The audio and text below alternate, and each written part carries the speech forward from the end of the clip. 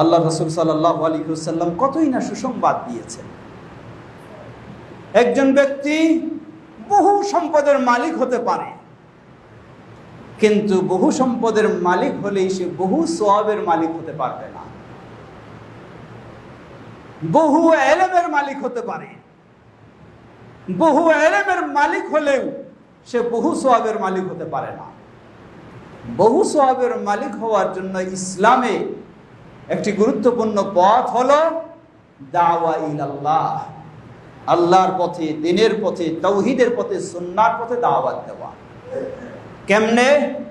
উদাহরণস্বরূপ, আজকে আপনি একজন ব্যক্তি সালাত আদায় করেন, আল্লাহ রাব্বুল আলামিন যদি আপনাকে আরো 25 বছর বেঁচে থাকার সুযোগ দেন, তাহলে আপনি প্রতি বছরে, বেশি নয়, প্রতি বছরে যদি 4 জন নামাজি বানাতে পারেন, 4 জন মুসল্লি বানাতে পারেন, তাহলে 4 25-এ 100 জন মুসল্লি আপনি বানাতে পারবেন ইনশাআল্লাহ।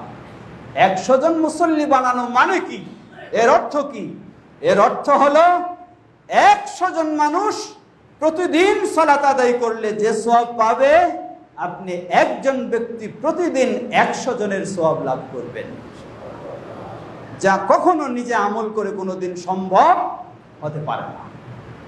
বিষয়টি শুধু এখানেই শেষ নয়। আপনি 100 জন মুসল্লি তৈরি করে আপনি পৃথিবী থেকে বিদায় নিয়ে চলে গেছেন, আপনার সালাত বন্ধ, আপনার যাকাত বন্ধ, আপনার সিয়াম বন্ধ, আপনার হজ বন্ধ, আপনার তেলাওয়াত বন্ধ, কিন্তু ওই 100 জন মুসল্লি এখনো সালাত আদায় করছে, আপনি কবরে চলে গেছেন। আল্লাহ রাব্বুল আলামিন প্রতিদিন ওই 100 জনের সালাতের সওয়াব আপনার কবরে আল্লাহ দান করবেন। বিশাল বিষয়।